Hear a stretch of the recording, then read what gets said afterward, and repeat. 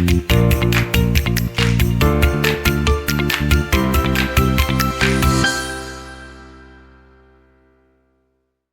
okay, let's make a start then. So as I say, I'm Nick Wilson, Robinson Ralph Solicitors. We have many years, far too many years in fact, of experience of acting for employers who have a trade union presence in their workforce. We've also acted in employment tribunal claims involving trade union issues, such as detriment, collective redundancies, unlawful inducements, and we also advise employers who are facing the prospect of defending or dealing with trade unions who are taking industrial action. So briefly, going through today's session. So this is going to be very much a whistle-stop tour of the upcoming legislation, which provides for trade unions to have access to workforces for a number of reasons as provided by law. So obviously we'll be looking at how the law is changing and then what this means in practice for employers. And we'll also be looking at the process for trade unions of getting that access to workplaces, and essentially really what employers need to be doing now in preparation for the upcoming changes. So the current legal position is that trade unions have no legal right for access to the workplace. Trade unions might have access currently because of some kind of recognition agreement or historically good relationships with the employer. But access at the moment is really limited to individual members, employees who may be trade union reps, or occasionally some employers have employees who are on-site trade union reps or full-time trade union reps. Depends very much on the nature and the business of the employer.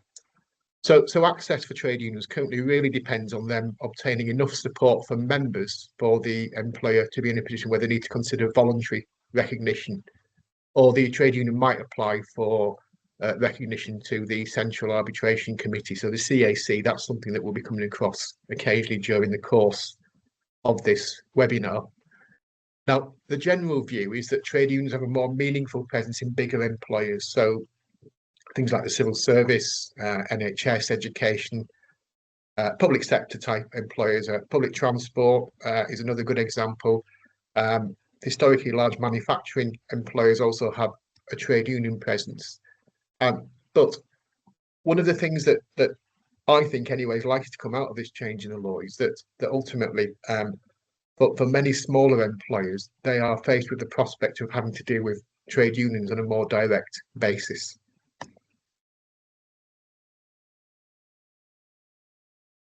So let's look at the new right of access. So as from October 2026, trade unions are going to have a right of access to workplaces. So the boring bit, of course, is the law. So Section 59 Employment Rights Act 2025 provides that there will be legislation allowing trade unions access to workplaces for a number of prescribed reasons. And that legislation will be inserted into sections 70ZA to 70ZN of the Trade Union and Labour Relations Consolidation Act of 1992, what we in the employment law and HR profession call TOLCRA, essentially. Now, there's currently a draft code of practice which sets out more details about the right, and it also includes some template documentation that employers and trade unions might want to use when making and responding to requests for access. You can find the draft code of practice online. It's fairly easily accessible. It's actually quite detailed and quite useful, so I recommend that you do that after this session. Now, the code won't in itself impose any legal obligations, nor will failure to follow the code result in any kind of legal claim itself.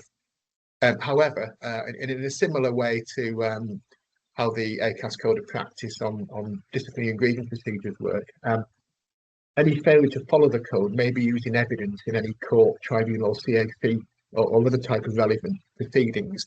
There's no issue about any uplifting compensation. It's really that any breach of the code will be considered as part of any relevant proceedings.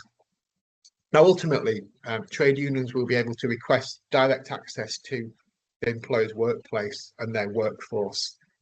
Now, this is subject to the proviso that it doesn't unreasonably interfere with the employer's business operations, which seems pretty common sense. Well, in my view, I think this kind of change to the law is unprecedented. And again, in my view, it's potentially one of the most far-reaching changes to be introduced by the Labour government as part of the raft of changes to employment law and employment legislation that they've been introducing since they were elected in 2024. Most of those changes, I think, are extensions to existing rights. But this one really introduces a new right for trade unions and their members. I think it could be quite far-reaching, and that's why we really need to be getting on top of it now. Um, it's important to note that trade unions will only have the right of access to employees with 21 employees or more, and that's total workers and not just at one site. So you can see how, when I talked earlier about bigger employers, particularly in the public sector, trade unions are now going to be able to access much smaller operations, much smaller employers. Employers of 21 employees or more might be SMEs, those kind of things. And that really is something that we've not really seen in the past. I think one of the reasons we're having this webinar now is because we're actually seeing trade unions approaching businesses and some of our clients in order to try and enter into recognition agreements in advance of the upcoming changes in October 2026. And as that date draws nearer, there's likely to be quite a lot of publicity over this change. We're probably going to see more activity from trade unions. It might be just limited to particular sectors, but in particular, like care sectors, manufacturing, perhaps where the trade union had no presence before, but they might have had members. And it's really those members who might offer the trade union a way in to these particular employers and trying to get some kind of deal done for access or recognition before the statutory provisions come into force. Now, if the parties are faced with a request for access, then it's obviously up to them as to whether or not they agree to it, the employer. But if there's no agreement between the employer, then what the legislation will provide for is that the trade union can then apply to the CAC, the Central Arbitration Committee, for access rights to be imposed upon the employer or granted to them. So, sorry, I just moved on a bit there. So you can see how that can be quite a draconian process, because if there is no agreement, then whether there's access or not, bearing in mind this is a statutory right to access, it's likely that the CAC will order some kind of access to be granted. So when is all this going to happen? Well, back in April, the government stated that its intention was to bring Section 59 of the Employment Rights Act of 25 into force into October. And also the law that comes with that. So we will have a code of practice, which is likely to be the draft code of practice, but tweaked and finalised. And there'll also be a couple of statutory instruments which set out the main detail of the law here. There are going to be some exceptions, though, to the right. So obviously, as I said earlier, it will not apply to employees with less than 21 workers, so they're not covered here. Access agreements should be for no longer than 2 years from the date of the agreement or when the CAC imposes access rights. So it's not indeterminate, it's not forever. So in that context, what's likely to happen is that there will be an agreement for 2 years, and then at some point near the end of the 2-year period, there will be some activity to try and agree a new access arrangement. Another exception is that where there's excessive resource allocations by the employer, that could be grounds for the CNC not to grant access.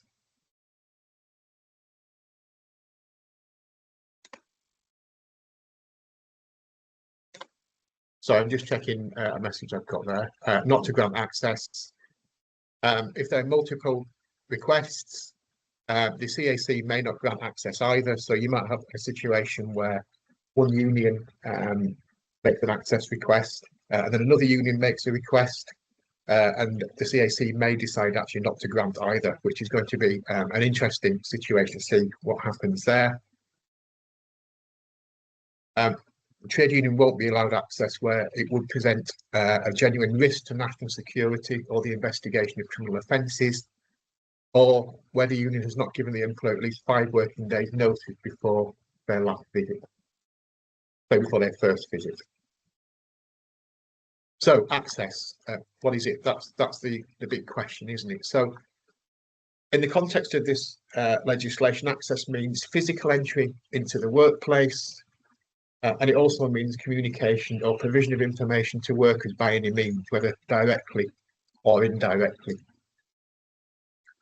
So this really, to me, underlines the fairly revolutionary nature of the right of access. It's a wholly new concept for a lot of employers. I think a large number of employers will have had very little to do with trade unions until now. So for them to have to be required to allow trade union representatives onto their premises on a relatively regular basis, as we may see, it will obviously be something that's very different to them. The reps will have a right to enter workplaces where previously they didn't have any such right, except in very limited circumstances. So think about things like, you know, attending a disciplinary or grievance hearing as a companion to one of the workers. That is all going to change from October when this new right to access comes in.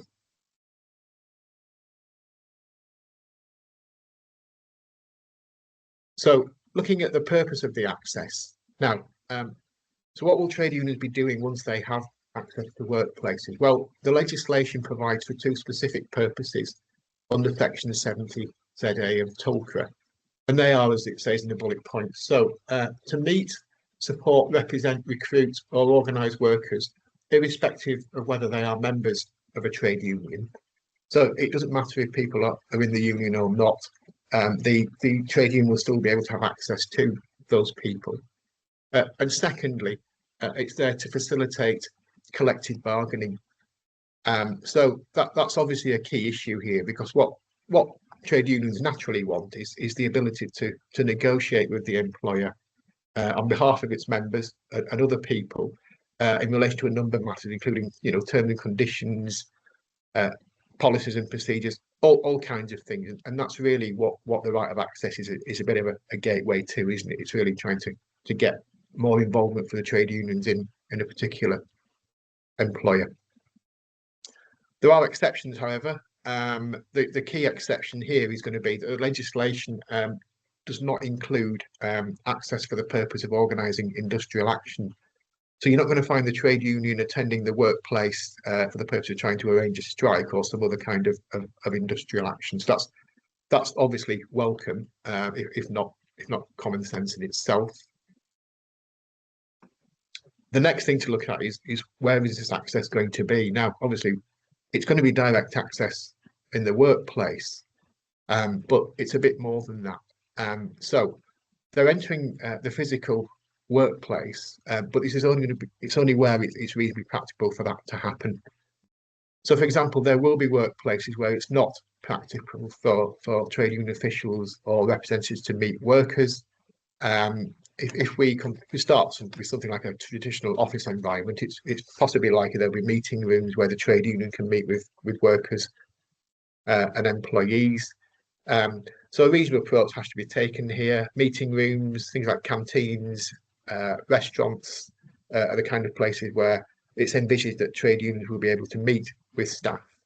So employers are going to have to consider the nature of the workplace itself. So for example, if the employer is a production or manufacturing employer, meetings clearly aren't going to be taking place on the production line or in areas where there's health and safety issues, or really where products are made, that kind of thing.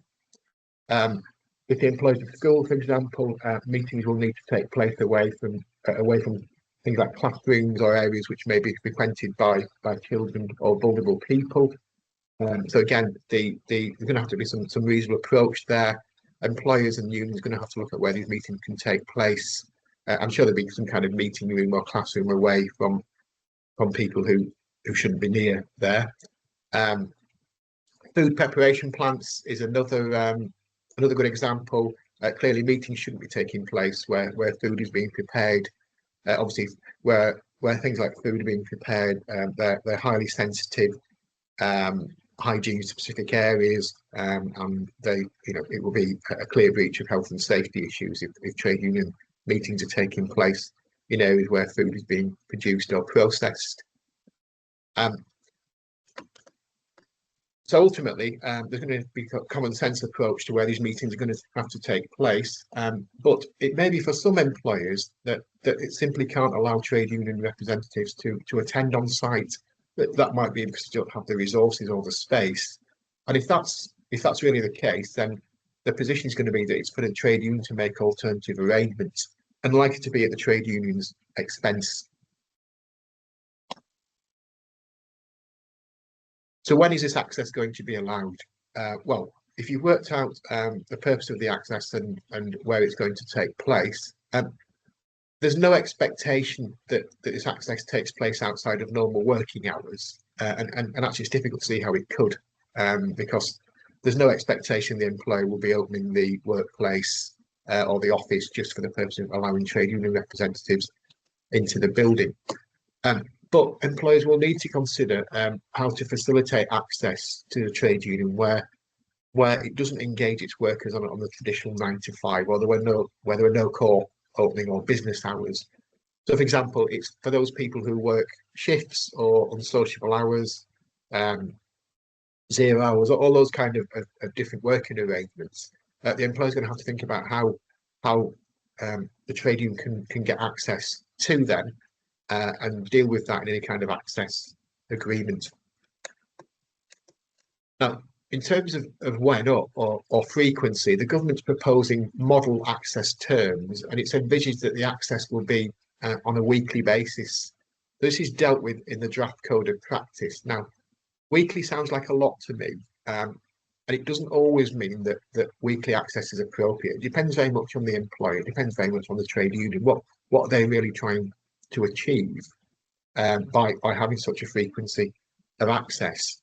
But I think the real issue here is that if for some reason no agreement is reached between employer and the trade union in terms of access, and the matter is then referred to the CAC, I think the chances are that the CAC will regard weekly access as being the most frequent mode of access, and it's not likely to be any less than that. Of course, it depends on the employer themselves, depends how discussions go with the trade union, but that's the starting point. The employer also going to have to think about different forms of access. So, for example, it might not be appropriate to have meetings in meeting rooms, but it could be appropriate to have access by way of things like Teams calls or video calls or other kind of video conferencing, other forms of social media or messaging type services. All of those things can be considered in terms of how this access is going to take place and when. So, how is the access going to be facilitated? Well, as I've indicated earlier, the trade union will have a right of access, but for some employers, it may be better to reach a voluntary agreement with the trade union in advance, either of the law coming in or when the law does come in. If an employer is able to reach an agreement with the trade union on better terms than what's in the draft code of practice, then that might be a good way forward. The reason for that is it might be that you will have some form of control over what's agreed with the trade union and when access is actually granted, rather than just dealing with what's in the model terms in the draft code of practice. If no agreement is reached, then the CAC is probably likely to grant access on the basis of what's in the template access request documents, which are in the draft code of practice, subject to any other issues that arise in the course of that application. So as I say, there is a draft code of practice that sets out more details about the right, and it also includes template documentation which both trade union and the employer can use. So the union for dealing with their access request, and then the employer for responding to the request. And as I say, the code itself does not impose any legal obligations on the employer, but failure to follow it may have an impact on any future legal proceedings. And as I mentioned earlier, the law essentially is going to come out in 2 sets of statutory instruments, which we're awaiting sight of. But essentially, it's going to happen. We just need to wait for the detail of this. The draft code of practice does provide quite a lot of detail, actually. So we've got a good idea of what's going to happen. So again, I recommend that you have a look at that. So how should employers respond to the request? Well, the template, the draft code of practice. We're waiting for the legislation to deal with really the grounds or the basis for rejecting or accepting a request. There's likely to be two different processes here, where if you accept a request, then there'll be some detail as to what you need to provide to the union, on how is this going to work, any stipulations, that kind of thing. If you reject the request as an employer, there will almost certainly be some detail required as to the reason for rejection of the request, and perhaps if there's any way of revising things so that some kind of agreement could be reached. In terms of the statutory instruments, the first one is going to deal with requirements for access requests and responding, and the second statutory instrument will deal with timescales for negotiation and response period. So we will come to them. They're not particularly long, but we will come to them. So these timescale periods are actually very important. So if there is a request for trade union access from the trade union, the employer has 15 working days to respond to the request. Now, if the request is rejected, then obviously it's open to the trade union to make an application to the CAC. But if the employer responds positively to the request, there's then a further 25 working days for the parties to negotiate terms of the access agreement. Now, if that proves to be unsuccessful and there's no agreement reached, then either party has 15 working days to refer the matter to the CAC for determination, and that there's likely to be the possibility of that period being extended. So the overall timescale where there is a request, it doesn't work out for whatever reason, and then either party has to refer the matters to the CAC. The overall timescale is 55 working days. So that's roughly 2.5, getting on to 3 months. So not a particularly long period, bearing in mind the extent of what the employee is being required to agree to here. But this brings me really onto one of the key issues here, which is that if trade unions are onto this quickly, and my sense is that they are, employers should be expecting access requests now in advance of the law changing in October 2026. Now, they might not be called access requests. The union might be looking for straightforward recognition, of course, which is already a procedure in place for that. But it's highly likely that come October 2026, we will see a lot of requests for access. So employers need to be thinking about that now. Now, I've mentioned the CAC quite a lot in this. So this is a central arbitration committee. So they have lots of duties, but essentially they will be tasked with determining access requests from the trade union, or if the case may be, from the employer. So they will look at various things, and ultimately they will make a decision on that, and that decision will then be effectively binding on the parties. So the CAC will also be tasked with enforcing the terms of the access agreement if either party breaches them. So it'd be interesting to see how often the CAC will be asked to look at those kind of things. But I think perhaps of most seriousness there is the powers that the CAC have in case there is a breach of any access agreement. So as you see there, as I set out in the bullet points, there is a potential for the employer or actually the unions, it may be, to be fined up to £75,000 for the first breach of the agreement, £150,000 for a second breach of the same agreement, or for further breaches of the same agreement, £500,000. Now, of course, each case depends on its own facts, so it would be interesting to see what kind of breaches give rise to fines of up to £500,000. But that's essentially what we're looking at. That's obviously subject to the law and the detail being confirmed in due course. But those are the potential sanctions here, which, on their face, obviously very serious. So what do employers need to be doing at the moment? Now, the law's not changing until October. We don't all have the final detail, but what we do have is a draft code of practice. And we do have the changes from the Employment Rights Act and to Section 70Z of TULCRA. So we have a good idea what the law is going to be saying. But now is the time for employers to get their heads around this. So they need to be reviewing existing employee consultation arrangements. Now, some employers will have these in place, particularly if they've got a trade union presence, or they might have some kind of employee or workplace body.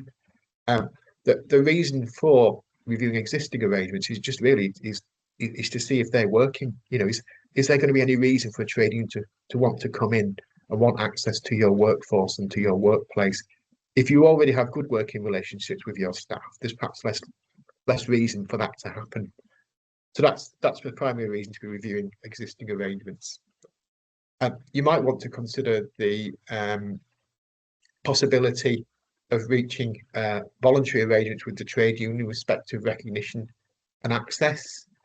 So, you know, if a trade union is proposing recognition, then there's a few things a few hurdles that they need to get over in terms of numbers and percentages. But some employers find it much easier to reach a voluntary arrangement with the trade union, because then the trade union's model recognition agreement basically, in my experience, allows them to negotiate over basically everything involving terms and conditions, and allows the employer very little leeway. So if you can reach a voluntary agreement with the trade union in respect of recognition, which still allows the employer to retain a material degree of control over what happens, then that can sometimes be a good thing. And that does extend to access agreements as well. If you have a decent relationship with a trade union, or you think it might be appropriate at this stage, that might be a good call. You might want to consider anyway how access or recognition could work in practice for your organisation or your business. You know, do you think your employees are in a position where they might want to be represented by trade unions? Is there a place for a third party, such as a trade union, to be involved here? Do you run a business or an operation which has different levels of management, different departments, different sectors, different sites? You know, is it possible that some sites or sectors might be open to trade union involvement, whereas some others won't? All those kind of things that you might want to be thinking about now, because that might determine your approach. If, for example, trade union comes knocking at the door and says, you know, we're interested in a recognition agreement or having access to your workplace in advance of October. Now, of course, those principles still apply when October comes round, but it's good to be looking at those now to see if any issues will be arising. And then lastly, here, you really do need to be prepared for these access requests, which difficult to say for sure, but I suspect that the trade unions are gearing up for this and will be targeting particular sectors. I mentioned care, manufacturing, those kind of things. A general view is that trade unions have lost members over the years, and this gives them a really good opportunity for something of a recruitment drive to raise their profile. It's best to get ahead of the curve now, just to try and anticipate any issues that might arise, but it also gives you the opportunity to review, you know, are there any areas in your business where actually, if you already put in place some kind of internal consultation or workplace consultation arrangement, would that reduce the possibility that trade unions might come knocking and successfully get some kind of access in place or recognition? If you can avoid that by keeping your staff happy, ultimately, that's got to be a good thing. So that's a very quick look at the new legal right. I've just got a few questions. I'll just try and answer them very quickly.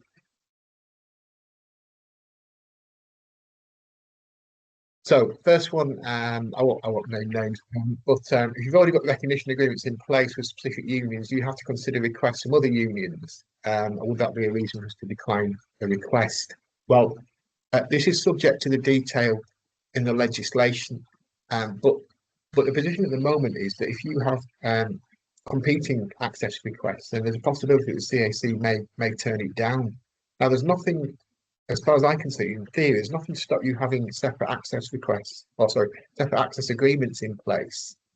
In in the same way, there's nothing to stop you having separate recognition agreements in place with different unions, because sometimes it may dilute the effect of a particular union.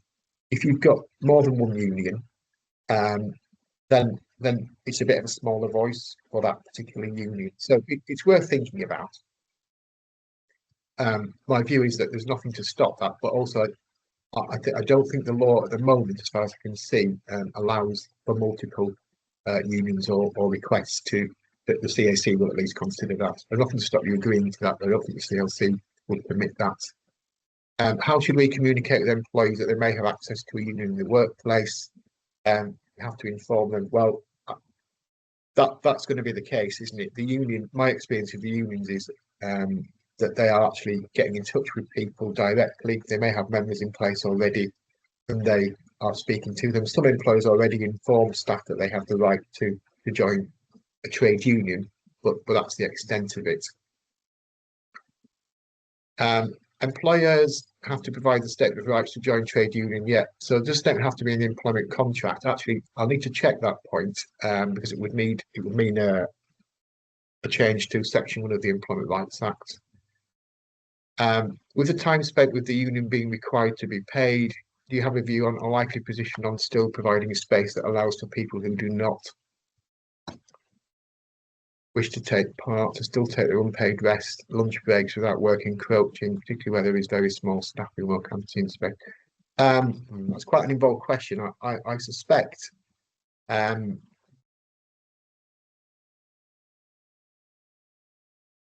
it comes down to the reasonable use of resources, because if these meetings are taking place in a fashion which prevents other people being able to take breaks, there appears to be a potential argument that it wouldn't be reasonable to have a meeting in that particular place. And if the employer is unable to facilitate access at the workplace itself, it may well be that the trade union has to arrange alternative venues or accommodation for those kind of meetings. Are trade unions currently resourced sufficiently to be able to visit SMEs? That's a question I don't know the answer to. I imagine possibly not, but I also think that they will be relying somewhat on employees or workers who are members of the trade union to try as a kind of a way in. So I suspect that's how it's going to be. But I do share your point there that ultimately, whilst these are far-reaching changes, it's possible that that there's probably lots of employers who they might not get around. I think the key point to remember here is they might be looking at employers in particular sectors, in particular locations. It's more targeted than that. They're probably not going to be just walking down the street and just knocking on employers' doors. It's going to be more targeted than that. How does this work if the organisation already recognises a union? Well, the chances are you will already have arrangements in place for this kind of access. So whilst it's theoretically possible for the union to request an access agreement, it seems that if there's already arrangements in place for consultation, etc., then that's less likely to be the case. When we use the term access, what does it practically mean? Does it just mean able to advertise and conduct activities? No, it means actually getting into the workplace and meeting with staff, or being able to communicate with them. But whether that's by social media or with a digital form, it is a form of advertising and conducting activities.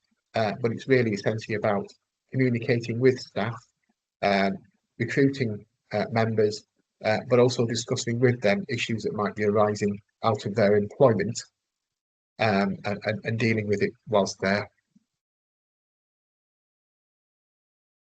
And then the union having to have a certain number or percentage of members to request access, they do, but the detail on that is not finalised yet. So I will come back to you, Nicola, on that one, because we need to, there are changes afoot in terms of recognition and access percentages. So I think we've covered everything there. I hope you found that useful. As I say, this is something that's coming up pretty soon. We don't have the final legislation on this, but it's looking like got as much detail as we could have at the moment, and it gives us enough go for getting prepared for this. As I say, we have practical examples where trade unions are getting in touch with clients and organisations to try and get some kind of recognition agreements in place. So this really is now the time to be getting prepared for that. So thanks for joining. I hope you found that useful.